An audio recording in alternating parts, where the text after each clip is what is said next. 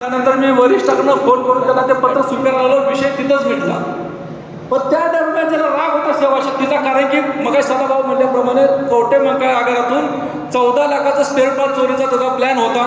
त्यात तो थोडाफार सक्सेस झाला, पण तो आम्ही हाणून पाडला आणि तो पकडून दिला.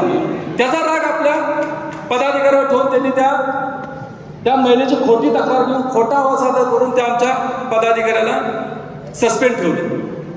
त्याबाबत मी विभाग नियंत्रणाशी बोललो, कामगार अधिकाऱ्याशी बोललो, तर ते फक्त सांगतो करतो एवढंच झालं. पण त्यांनी काय ऐकलं नाही.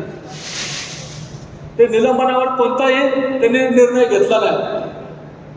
ज्या पदाधिकाऱ्यावर ते निलंबन झालं त्याच्या पूर्ण सर्व्हिसमध्ये एक कागद त्याला मिळालं नाही, कधी कुठली त्याची तक्रार नाही, काही नाही. आणि महिलेची तक्रार त्यात निलंबन, तो गेला मानसिक तणावाखाली.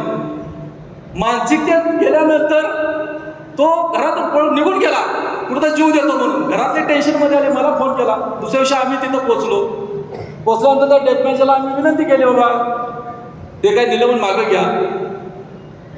त्यातल्या त्या नातेवाईक आले त्या पदाधिकाऱ्याच्या की बाबा तुमचं निलंबन हे होईल, पण आमचा माणूस मरत म्हणलं, तुम्ही का अशा कारवाई करता?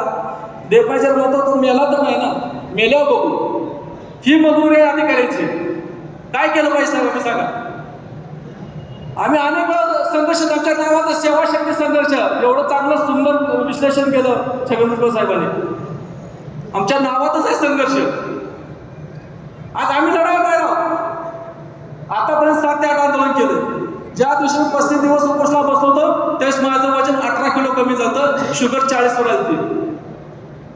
4-5 वेळा मला उतरून ऍडमिट केलं होतं.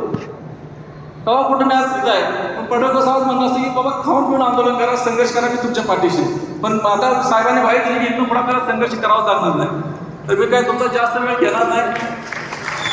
साहेब आजच्या आपल्या कार्यक्रमाला अध्यक्ष म्हणून लाभलेले आदरणीय मंत्री छगन भुजबळ साहेब हे उपस्थित होते. तर सेवा शक्ती संघर्ष एसटी कर्मचारी संघ महाराष्ट्राच्या वतीने त्यांचे आभार मानतो. प्रमुख उपस्थिती म्हणून मंत्री माननीय गिरीशजी महाजन साहेब ते या ठिकाणी उपस्थित राहिले, त्यांचे या ठिकाणी आभार मानतो.